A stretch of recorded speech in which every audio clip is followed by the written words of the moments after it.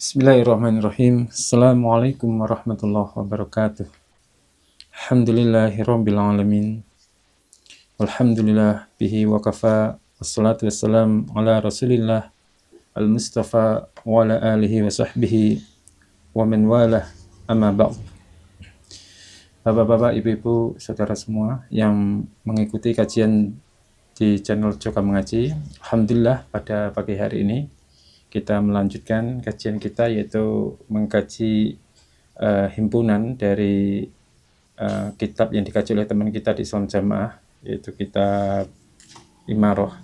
Alhamdulillah sampai hari ini Allah memberikan kita kenikmatan yang sangat banyak sehingga kita bisa mengkaji kitab-kitabnya dari Islam Jamaah. Untuk melanjutkan kajian kita yang kemarin, yaitu kita buka Kitabul Imarah halaman 42 bagian tengah. Bismillahirrahmanirrahim. Bab ma ja'a fil khilafah. Bab yang menerangkan tentang khilafah, kekhalifahan. Hadatsana Ahmad ibn Mani', hadatsana Syurah ibn Nu'man, hadatsana Hashrat ibn Nubatah an Sa'id bin Jumhan qala haddatsani Safinah qala Rasulullah sallallahu alaihi wasallam al-khilafatu fi ummati 30 sana. Rasulullah mengatakan bahwa kekhalifahan di dalam umatku itu ada 30 tahun. Ada kekhalifahan itu berlangsung selama 30 tahun. Thumma mulkun ba'da dzalik. Setelah itu dilanjutkan dengan kenabian. Setelah 30 tahun ini dilanjutkan dengan kenabian. Thumma qala li Safinah amsik khilafata Abi Bakar wa khilafata Umar wa khilafata Utsman. Thumma qala li amsik khilafata Ali. Kemudian Safinah berkata kepadaku Sa'id bin Jumhan, coba hitung kekhalifahan Abu Bakar, Umar, Utsman, dan Ali itu berapa. Ketika dihitung masa kekhalifahan Ali itu berapa, Utsman berapa, Umar berapa, Abu Bakar berapa, total kan jadi satu. Itu memang benar jumlahnya itu 30 tahun. Summa qala fawajadna ha 30 sanah. Said mengatakan bahwa ketika kami menghitung kekhalifahan dari Abu Bakar sampai Ali bin Abi Thalib, ternyata semuanya itu genap berjumlah 30 tahun. Qala Sa'id faqultu lahu inna Bani Umayyah yas'umuna anal khilafata fihim. Sesungguhnya orang-orang Bani Umayyah mereka beranggapan bahwa kekhalifahan itu ada pada mereka. Qala berkata Safinah, kadzabu Banu Zarqa. Banu Zarqa itu apa itu? Sebutan untuk Bani Umayyah. Mereka telah berdusta. Balhum mulukun min syarril muluk. Kata Safinah, mereka itu seburuk-buruk, mereka adalah raja dan seburuk-buruknya raja, termasuk raja-raja yang paling buruk ya ada di Bani Umayyah. Nah, ini kita jelaskan faedah penting dari hadis ini. Perkataan dari sahabat dan sabda dari Rasulullah SAW. Khalifah yang dimaksud oleh Nabi selama 30 tahun itu adalah khalifah ala nubuwah. Khalifah yang mengikuti sunnah-sunnah Rasulullah SAW. Ini adalah khalifah-khalifah yang oleh Nabi dikatakan sebagai khalifah yang Ar-Rasyidin, Khalifatul Rasyidin selama 30 tahun. Ini jumlahnya terbatas. Khulafaur Rasyidin itu jumlahnya terbatas 30 tahun dan selesai pada masa Ali bin Abi Thalib. Setelah itu dikatakan sebagai mulkun, kerajaan. Meskipun pemimpinnya muslim, itu tetap sah. Tapi masanya bukan masa kekhalifahan yang mendapatkan Ar-Rasyid, yang dikatakan sebagai khalifah yang benar.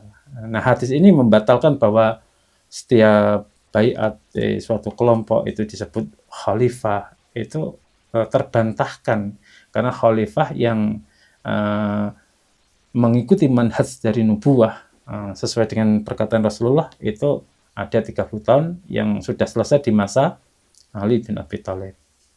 Makanya perkataan ulama termasuk Imam Ahmad bin Hanbal rahimahullah, beliau mengatakan al-khilafatu allati ala minhajin nubuwah hiya allati kanat fi salasina sanah. Khilafah yang berada di atas manhaj kenabian adalah yang berlangsung selama 30 tahun. Dan itu berakhir pada zamannya Ali bin Abi Thalib. Termasuk Ibnu Taimiyah rahimahullah, dia juga mengatakan al-khilafatu ba'da Ali sarat mulkan ma'a biqa'itin. Setelah Ali bin Abi Thalib, kepemimpinan itu berubah menjadi kerajaan, menjadi mulkan, kerajaan, meskipun agama itu tetap ada. Sedangkan di sini ada lafaz Banu Zarqa, itu kan yang dilabelkan kepada Bani Umayyah dari Safinah.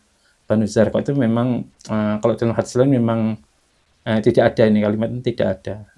Cuman dalam hadis sebagian riwayat memang ada lafadznya Banu Zarqa. Kalau riwayat lain qala kadzabu bal hum mulukun, tidak ada kalimat Banu Zarqa. Nah, Banu Zarqa ini adalah julukan untuk nenek dari Bani Umayyah yang namanya Khubat. Ini ungkapan celaan Arab, bukan nasab secara syar'i, ini celaan. Ini dipakai untuk konteks politik, kritik politik. Jadi bukan pengkafiran, bukan menjatuhkan saudara semuslim, itu tidak. Ini karena kritik sebagai pelabelan kritik politik. Banu Zarqa.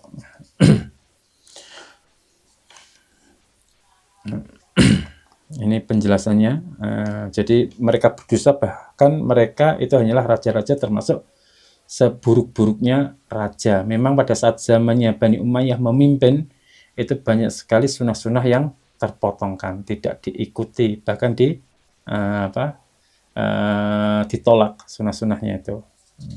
Jadi ini pemisah secara tegas antara khilafat dan kerajaan. Safinah perawi ini tidak mengkafirkan Bani Umayyah, itu tidak, tapi menolak klaim mereka yang mengatakan kami adalah khalifah yang dimaksud oleh Rasulullah SAW. Bani Umayyah kan menganggap bahwa mereka termasuk bagian dari khalifah yang 30 tahun ini. Akhirnya ditolaklah oleh Safinah. Safinah ini adalah sahabat Nabi. Beliau itu adalah bekas budaknya Nabi, mengikuti Nabi, kemudian dijuluki sebagai Safinah, sebagai perahu, karena beliau pernah membawa barang-barang dari sahabatnya Nabi untuk menyeberang. Dikatakan Safinah, perahu. Safinah. Hadatsana Abdullah hadatsani Abi hadatsana Bahzun hadatsana Hamad ibnu Salamah hadatsana Sa'id ibnu Jamhan wa Abdus Samad hadatsani Sa'id ibnu Jumhan an Safinah qala sami'tu Rasulullah sallallahu alaihi wasallam yaqulu al-khilafatu 30 aman. Kata Rasulullah sallallahu alaihi wasallam bahwa khalifah itu ada selama 30 tahun, berlangsung selama 30 tahun, khalifah pengganti nabi dari umatnya itu. Tsumma yakunu ba'da dzalik mulkun. Kemudian setelah itu akan ada masa kerajaan.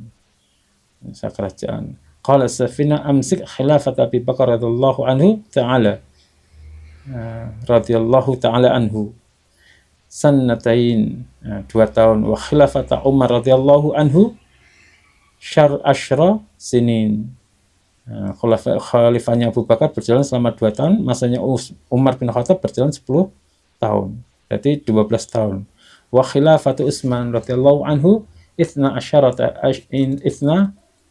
sana, selama 12 tahun. Kemudian ditambah khalifahnya Utsman bin Affan selama 12 tahun, berarti 24 tahun. Wa khilafatu Ali radhiyallahu anhu 6 sinin. Ini radhiyallahu anhum, semoga Allah meridhai mereka semua. Dan kekhalifan Ali bin Abi Thalib itu selama 6 tahun, berarti pas 30 tahun. Beliau Safinah ini menyebut seluruh khulafaur rasyidin. Maksud dari amsik itu hitunglah, artinya peganglah. peganglah dihitung, Abu Bakar berapa tahun, kemudian Umar berapa tahun, Utsman berapa tahun, Ali berapa tahun, dan setelah dihitung ternyata benar selama 30 tahun sesuai dengan sabda Rasulullah Shallallahu Alaihi Wasallam. Dan ini oleh Ibnu Katsir ketika membahas tentang khalifah, tentang kepemimpinan, Ibnu Katsir menjelaskan, Ibnu Katsir rahimahullah menjelaskan, wa hadza nasun sarihun fi qada'il khilafati rasyidah ba'da 30. Ini adalah nas yang sangat jelas bahwa khulafa'ur rasyidin itu berakhir setelah 30 tahun ini. Ya, khalifah yang di atas manhaj kenabian itu berakhir setelah wafatnya Ali radhiyallahu anhu. Hadis ini sebagai penutup pintu klaim bahwa khalifah itu akan ada lagi khalifah ala nubuwah, berkumpul kemudian mengangkat satu sebagai khalifah, sebagai imam, maka dikatakan sebagai khalifah. Ini sama seperti saudara-saudara kita di Islam Jamaah, mereka tidak mau dikatakan sebagai imam dari kelompoknya, tapi maunya sebagai khalifah seluruh dunia. Ini lompatan logika yang sangat jauh sekali. Sedangkan siapa tadi? Bani Umayyah saja yang mempunyai wilayah, mempunyai pasukan, dia dikatakan oleh sahabat Safinah bukan sebagai khalifah. Lalu ada orang di akhir zaman ini, di BA 3 orang, mengaku dirinya sebagai khalifah. Nah, ini lompatan logika yang sangat jauh sekali. Jauh sekali. Nah, hadis yang menjelaskan tentang urut-urutan khalifah itu dijelaskan oleh Safinah, karena beliau adalah budak dari Rasulullah yang jelas mengetahui benar apa yang disabdakan oleh Rasulullah SAW. Nama aslinya itu Mihran bin Fairuz, nama aslinya budak tersebut Mihran bin Fairuz atau Fairuz. Dia dikenal sebagai Safinah, kunyah itu sebagai kunyahnya atau julukannya, yang berarti perahu. Itu dalam suatu riwayat Rasulullah SAW itu dia pernah membawa banyak barang milik para sahabat di dalam suatu perjalanan. Jadi sahabat-sahabat yang ketika akan berpindah, barang-barangnya ini dibawa oleh budak ini. Budak ini dibawa. Sampai-sampai Rasulullah itu mengatakan bahwa anta safinah, anta kasafinah, kamu itu seperti perahu. Karena barang-barang sahabat itu dimuat semua sama dia. Ini akhirnya oleh Rasulullah dia dimerdekakan. Dan hadis Rasulullah tentang kekhalifahan salah satunya yang punya riwayat adalah dia. Menghitung khulafa'ur rasyidin itu berapa tahun yang dimaksud oleh Nabi, selama 30 tahun dihitung, dan benar kabar dari Nabi bahwa khalifah yang mendapatkan petunjuk itu selama 30 tahun dihitung oleh sahabat Safinah ini ternyata benar 30 tahun. Ini untuk membenarkan sabda Rasulullah SAW. Hadisna Muhammad bin Yahya bin Faris, hadisna Qabisah, hadisna Abad as-Samaq.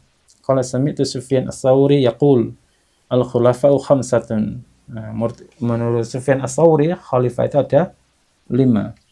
Abu Bakar, wa Umar, wa Utsman, wa Ali, wa Amr bin Abdul Aziz. Amr bin Abdul Aziz radhiyallahu anhum, semoga Allah meridai mereka semua.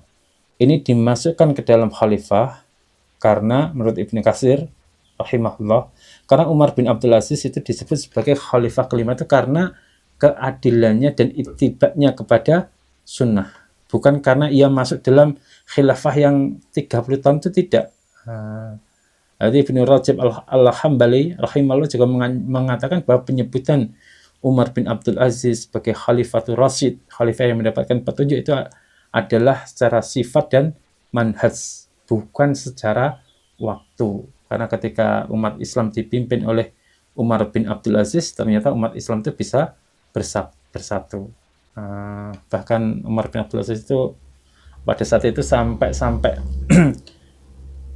zakat mal, yaitu kelebihannya itu, orang-orang Islam sudah kaya semua, sudah tidak ada yang berhak menerima zakat, itu dibagi di gunung-gunung, disodakokan di burung-burung, di hewan-hewan yang ada di gunung-gunung, saking barokahnya saat itu. Babu maja'a anil khulafa min Quraisy ila an taquma sa'ah. Bab penjelasan bahwa para khalifah itu berasal dari Quraisy hingga hari kiamat. Kita jelaskan. Haditsna Husain ibn Muhammad al-Basri, haditsna Khalid ibn Haris, haditsna Syu'bah an Habib bin Zubair qala sami'tu Abdullah bin Abi Hudzail yaqulu kana nas min Rabi'ah inda Amr bin As faqala rajulun min Bakar bin Wa'il latan tahiyanna Quraisyun aw la yaj'alanna Allahu hadzal amra fi jumhur minal Arab ghairihim. Suatu ketika beberapa orang dari kabilah Rabi'ah itu berada di sisi Amr bin As radhiyallahu anhu. Lalu ada seorang laki-laki dari suku Bakar bin Wa'il, dia mengatakan, sungguh Quraisy pasti akan berakhir kekuasaannya. Latan tahiyanna Quraisyun, atau Allah akan benar-benar menjadikan urusan kepemimpinan umat ini berada pada mayoritas bangsa Arab selain mereka Quraisy. Mendengar kalimat ini, Amr bin As pun berkata, faqala Amr bin As, kadzabta sami'tu Rasulullah sallallahu alaihi wasallam yaqulu Quraisyun ulatun nasi fil khair wa syarr ila yaumil qiyamah. Kamu dusta, kata Amr bin As. Saya mendengar sendiri dari Rasulullah sallallahu alaihi wasallam bahwa beliau mengatakan Quraisy adalah para pemegang urusan kepemimpinan, maksudnya kepemimpinan umat Islam ini, baik dalam kebaikan maupun dalam keburukan sampai terjadi hari kiamat. Nah, para ulama menjelaskan kalimat dari Rasulullah Quraisyun ulatun nas. Orang-orang Quraisy ini sebagai pemimpinnya manusia baik di dalam kebaikan maupun di dalam keburukan. Nah, ini adalah bentuk khobar, pemberitaan, bukan perintah syariat mutlak. Bukan berarti orang Quraisy itu pemegang tambuk pasti, itu tidak. Tapi khobar, pemberitaan dari Rasulullah bahwa kaum muslimin itu akan dipimpin oleh bangsa Quraisy. Ini menunjukkan realitas sejarah umat, bukan penetapan abadi. Artinya abadi itu sampai nanti akhir zaman, nah itu yang megang kekuasaan adalah orang Quraisy. Itu tidak. Makanya Imam An-Nawawi menjelaskan ketika membahas hadis ini, beliau mengatakan al-murad anal imamah al-usma fi Quraisyin ma'aqamuddin. Yang dimaksud adalah bahwa kepemimpinan besar berada pada orang Quraisy selama mereka menegakkan syariat agama. Jika agama ini ditegakkan, maka tidak ditegakkan, orang-orang Quraisy tidak menegakkan syariat Islam, maka hilanglah keabsahannya. Dan hadis ini tidak menafikan hadis yang khalifah itu 30 tahun itu tidak. Yang hadis awal tadi al-khilafatu fi ummati salasuna sanah tsumma yakuna ba'da dzalika mulkun. Khalifah di umatku berlangsung selama 30 tahun, setelah itu berubah menjadi kerajaan. Itu tidak menafikan hadis itu, tidak. Khalifah yang dimaksud khalifah itu adalah khalifah Rasyidah, khalifah yang mendapatkan petunjuk, mengikuti petunjuk Rasulullah SAW itu berakhir sampai wafatnya Ali bin Abi Thalib, yaitu selama 30 tahun. Maka menyatukan dua hadis ini hukumnya wajib, bukan dipertentangkan. Nah, hadis ini tidak mengatakan hanya ada satu imam di seluruh bumi. Siapa yang dibait pertama kali maka otomatis dia adalah yang sah. Semua muslim wajib berbait padanya, itu tidak mengatakan demikian. Tidak. Yang dimaksud di sini Ibnu Hajar al-Asqalani menjelaskan ketika membahas hadis ini pula, al-muradu bil a'immati min Quraisyin al-ghalibu la lazim. Yang dimaksud di sini para imam dipimpin, yang memimpin orang iman adalah orang Quraisy. itu adalah al-ghalibu la lazim. Artinya kepemimpinan umat Islam itu kebanyakan dipimpin oleh orang Quraisy yang bisa menyatukan umat. Ini kebanyakan. Al-ghalib la lazim, tapi bukan keharusan mutlak, maka kalau kita sudah mengetahui kalau di sini umat Islam belum bersatu, ya kan? Karena persatuan itu oleh Rasulullah nanti di akhir zaman pun Rasulullah juga mengatakan umat Islam itu akan bersatu, dipimpin oleh namanya sama seperti namaku, ismuhu kama ismi, itu nama bapaknya sama seperti nama bapakku, yaitu Imamul A'zam yang akhir zaman itu, yang memimpin umat Islam seluruh dari belahan dunia, datang kepada imam tersebut untuk berbaiat. Ini yang dikatakan sebagai Imam Mahdi, yaitu dari orang Quraisy. Kalau hal itu belum terjadi, maka persatuan umat Islam itu yang bisa disatukan lewat manhajnya, akidahnya, itu yang bersatu, ukuahnya, setelah ukuah bisa bersatu. Sedangkan membentuk keamiran sendiri itu justru memecah belah umat, itu tidak diperbolehkan, karena ini membentuk hizbi baru.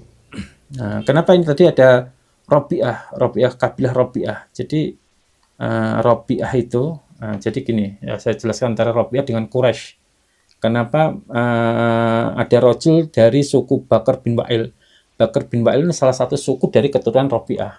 Jadi Robiah dengan Quraisy itu sama-sama dari Arab Utara. Arab Utara mempunyai anak kemudian anak dari Nizar itu punya keturunan nanti bernama Robiah, ini kabilah Robiah punya suku-suku anak bernama Bakar bin Wa'il. Nah, Quraisy itu juga demikian, sama-sama dari Arab Adaniyah, Arab dari utara, kemudian mempunyai anak. Quraisy itu mempunyai suku-suku termasuk Bani Umayyah, termasuk Bani Hashim, yang diteruskan oleh Rasulullah, Umar, Abu Bakar, Utsman, Ali, Bani Abbas, dan seterusnya. Nah, selama ini mereka antara Quraisy dengan Robiah ini saling beradu politik, saling berlomba, berebut kekuasaan. Nah, ketika mereka sama-sama Islam, suku Bakar bin Wa'il juga masuk Islam. Dia mengatakan ketika mendapatkan sabda Nabi, mendengarkan sabda Nabi tentang kekhalifahan itu akan berakhir sampai 30 tahun, mereka menganggap bahwa nanti berarti suku Quraisy itu akan selesai, menjadi pemimpin itu akan selesai, dan akan dipimpin oleh pemimpinan bukan dari orang Quraisy, dipimpin oleh orang Arab, tapi bukan dari orang Quraisy. Ini salah satu asobiyah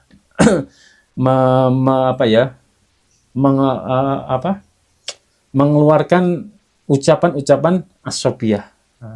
Hanya dibantah oleh Amr bin As. Kamu dusta. Tidak seperti itu. Karena Rasulullah SAW mengatakan Quraisyun ulatun nasi fil khair wasyar ila yaumil qiyamah. Tidak seperti itu. Karena pemimpin manusia itu adalah suku Quraisy, orang-orang Quraisy, baik di dalam kejelekan maupun di dalam kebaikan sampai nanti datangnya hari kiamat. Itu untuk membalas perkataan dari seorang laki-laki dari suku Bakar bin Wa'il. Jadi kalau Robiah itu kan kabilah besar di Arab. Bakar bin Wa'il itu suku kuat yang ambisius. Dia termasuk keturunan dari Robiah. Babul Umara min Quraisy, bab keamiran itu dari Quraisy. Hadatsana Abu Yaman akhbarana Su'aibun an Zuhri qala kana Muhammad bin Jubair bin Mut'im yuhadditsu annahu balagha Muawiyah wa huwa indahu fi wafdi min Quraisy an Abdullah bin Amr yuhadditsu annahu sayakunu malikun min Qahtan Fanghadiba faqama wa athna 'ala Allah bima huwa ahluhu thumma qala amma ba'du.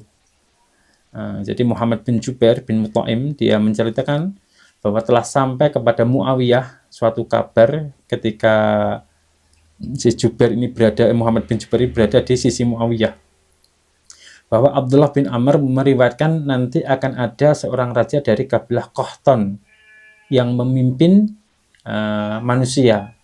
Ketika mendengar ucapan itu, Muawiyah ini marah, lalu berdiri memuji Allah dengan pujian yang layak baginya. Kemudian ia berkata,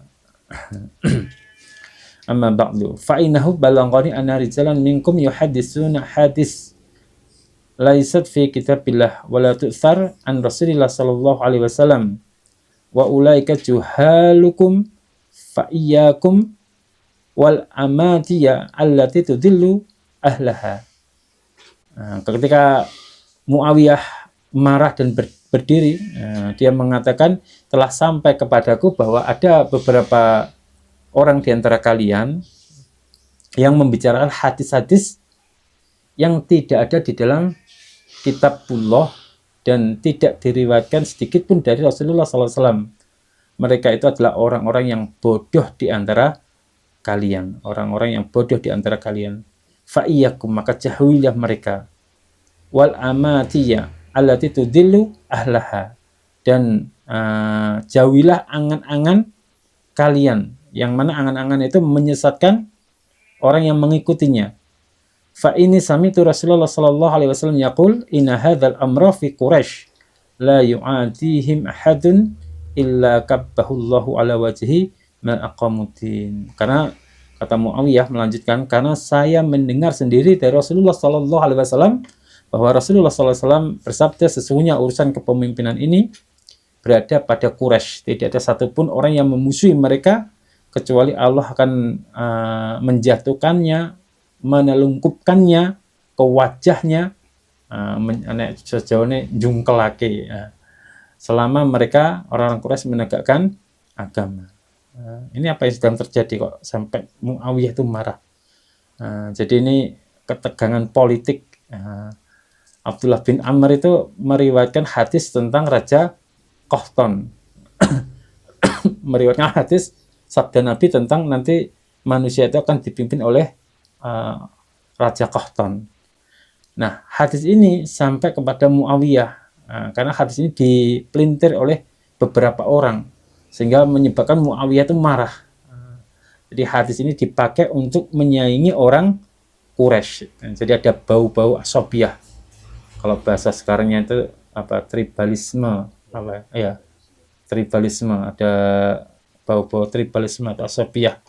Apakah Muawiyah menolak hadis dari Abdullah bin Amr? Tidak menolak. Muawiyah itu bukan mengingkari hadisnya, hadis tentang akan adanya seorang Raja Qahtan, tapi beliau mengingkari cara orang memaknai atau memakai hadis tersebut untuk menjatuhkan suku Quraisy, untuk menjatuhkan orang-orang Quraisy, sehingga mereka mengangkat suku lain sebagai keabsahan dari kekuasaan. Dan ini sangat penting kita bahas. Karena apa? Karena ketika hadis itu disalahpahami, orang Quraisy sudah memimpin, ada pemimpinan baru lagi, sehingga seolah-olah kan ada menjadi dualisme kepemimpinan dan akan menjadi chaos, bentrok.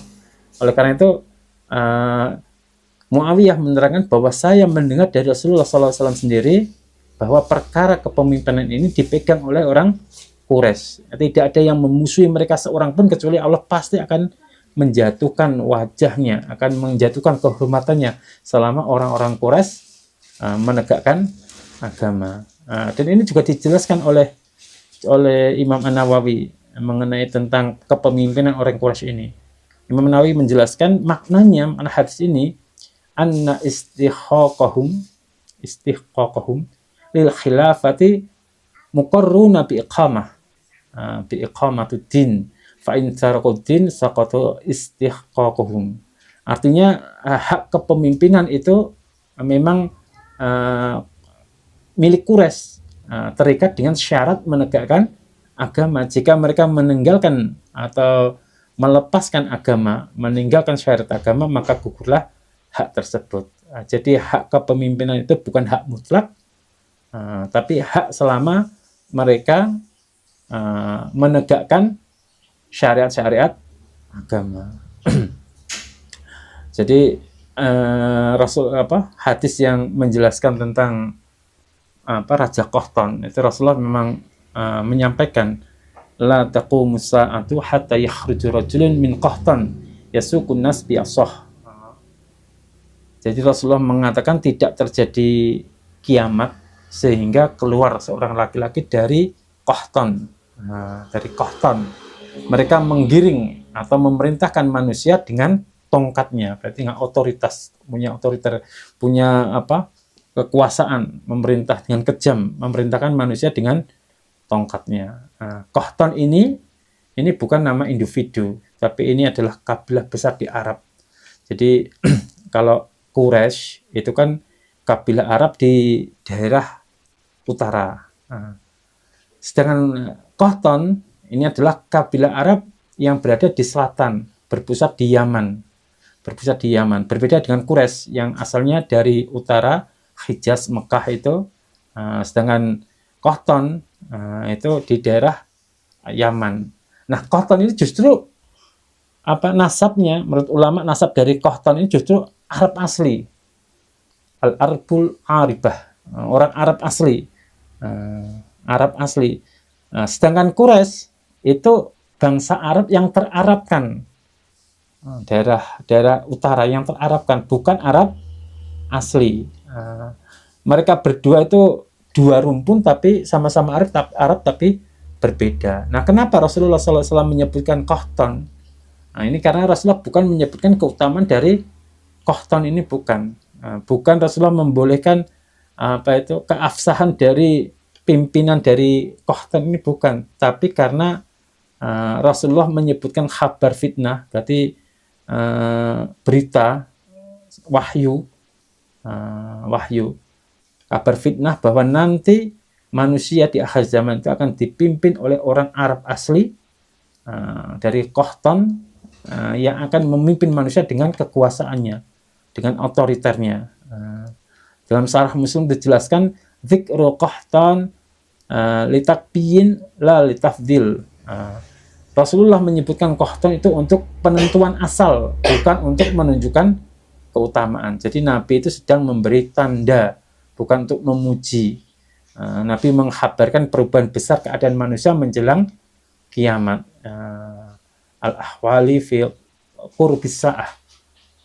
Keadaan-keadaan nanti menjelang kiamat, yang mana kepemimpinan itu dari orang Quraisy bergeser kepada selain Quraisy. Bukan karena syariat, tapi karena kerusakan dan kekacauan di akhir zaman. Nah, kenapa manusia saat itu digiring dengan tongkat? Ini maksudnya, ulama menjelaskan yasukuna sebi asa itu maksudnya kepemimpinannya itu otoriter. Rakyat taat karena dipaksa, bukan karena iman. Al-Qati'iyah itu menjelaskan Qati'iyah kunu jabbaron qahiron. Bisa jadi orang Qahtan ini penguasa yang keras lagi memaksa. Nah, kaitannya dengan hadis tentang Imam Quraisy, dari Quraisy itu justru hadis tentang Qahtan ini menguatkan hadis Quraisy, karena Rasulullah SAW sebelumnya menyebutkan a'immatu min Quraisy. Nanti akan ada imam dari Quraisy, kemudian Nabi mengkhabarkan juga akan ada datang masanya orang-orang Quraisy itu menyimpang, kemudian kekuasaan itu beralih dari orang Qahtan. Nah, kalau secara standar syar'inya yang memimpin adalah orang Quraisy, itu standar syar'inya. Tapi realitanya karena keadaan akhir zaman rusak, pemimpin umat yang memimpin adalah orang Qahtan ini. Nah, kenapa Muawiyah itu sampai marah ketika ada orang yang membawa hadis ini kemudian disalahfahami dan disebarkan. Muawiyah itu paham betul hadis Qahtan itu bukan perintah, bukan penetapan imam. Itu hanya sekedar kabar tentang kerusakan akhir zaman, sampai umat Islam dipimpin oleh orang Qahtan. Nah, ini akhirnya disalahgunakan yang menyebabkan Muawiyah itu marah sampai kemudian khutbah itu.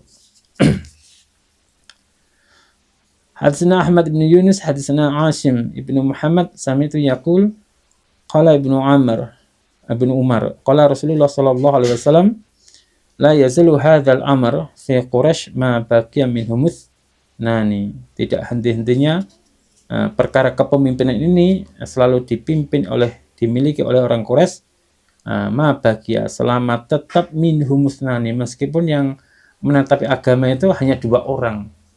Hanya 2 orang. Artinya saking rusaknya, selama mereka menetapi agama, meskipun hanya 2 orang dari orang Quraisy ini menetapi agama, maka kepemimpinan yang punya hak itu adalah mereka. Tapi kalau sudah bergeser, sudah menyimpang, maka mereka tidak lagi punya hak untuk memimpin. Babun fi arzakil umal, bab di dalam atau rezeki atau gaji para petugas, para amil. Ini dulu saya mangkulnya, ini adalah dalil hak imam. Imam itu punya hak persenan, menerima persen dasarnya ini. Nanti kita bahas, kita sampaikan. Hadisna Zaid ibn Ahzam, yaitu Abu Talib. Hadisna Abu Asim an Abdul Waris bin Sa'id an Husain al-Mu'alim an Abdullah bin Buraidah an Nabi sallallahu alaihi wasallam qala man ista'malnahu ala amalin farazaqnahu rizqan fama khata ba'da dzalik fahuwa ghululun. Dari Buraidah, dari Buraidah radhiyallahu anhu, dia berkata bahwa Rasulullah sallallahu alaihi wasallam bersabda, barang siapa yang kami angkat untuk suatu pekerjaan, jadi tenaga sabilillah kalau dulu, lalu kami beri dia rezeki, artinya gaji, maka apa saja yang ia ambil setelah itu adalah ngulul atau pengkhianatan atau korupsi. Ini kalau kita di teman-teman salafi, termasuk di ahli sunnah, itu mengatakan kalau orang itu sudah diberi gaji untuk pekerjaannya, maka dia tidak boleh mengambil hak lain dari pekerjaan itu. Hak lain maksudnya mengambil fee atau upah lain kalau sudah mendapatkan gaji. Nah, ini dulu difahami oleh teman-teman kita di Islam Jamaah. Ini penjelasan ini adalah orang yang tenaga sabilillah, itu yang sudah diberikan ukhra bil ma'ruf, maka dia tidak boleh mengambil lebih kalau sudah diberikan jatah ukhra, mubalek MT, mubalek tugasan, mubalek pribumi, atau yang didapuk sebagai amil-amil. Sedangkan keimaman dulu tidak mengambil harta sedikit pun, tidak ada yang memberikan upah. Kemudian memberikan ijtihad tentang infak persenan. Maka secara hakiki persenan itu adalah haknya imam. Seandainya imam mengambil haknya dari persenan itu, maka ini diperbolehkan. Waktu itu seperti itu. Jadi persenan itu haknya imam. Jamaah itu tidak boleh menanyakan persen itu ada berapa, digunakan untuk apa saja, caranya bagaimana, karena itu haknya imam. Umpama mau dipakai oleh imamnya semua persen itu, boleh-boleh saja, karena itu sebagai tugasnya imam. Gajinya imam merawat atau meramut jamaahnya, gajinya seperti itu. Dan ini kalau kita ukur kita nilai dengan hadis atau ucapan ulama, maka ucapan-ucapan para tokoh-tokoh Islam Jamaah ini benar-benar salah dan justru menampar muka mereka sendiri. Na'udzubillah, karena ini mengambil yang bukan haknya dan salah dalam pendalilan. Insya Allah demikian yang bisa kami sampaikan. Ada kurang lebihnya dalam menyampaikan, kami mohon maaf yang sebesar-besarnya. Wassalamualaikum warahmatullahi wabarakatuh.